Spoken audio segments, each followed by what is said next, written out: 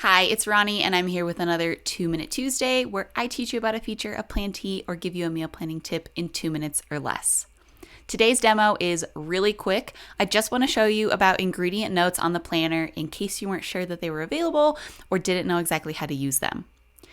So on the Plantee planner, if you tap on a date, you have two options as far as notes are concerned. One is called an ingredient note, and the other is just a plain note.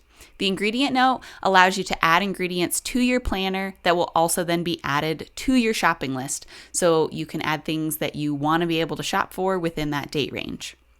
If you plan a note, that note is simply a note that will stay on the planner.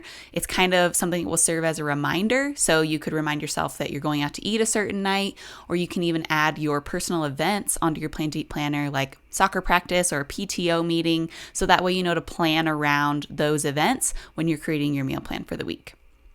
So I'm just going to tap on Plan Ingredient here, and I am going to add some items that I would normally have for breakfast that maybe we don't use recipes when we have breakfast. We just eat individual items like bananas, eggs, oatmeal, that kind of stuff.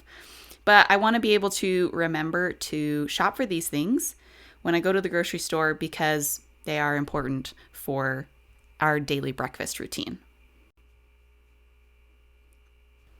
Okay, so now I can head over to my shopping list, and I have it set for the same day that I was creating that meal plan on. And you can see that the things, eggs and oatmeal and bananas, are all here on my shopping list so that I don't forget to shop for those individual ingredients that I didn't necessarily need a recipe for.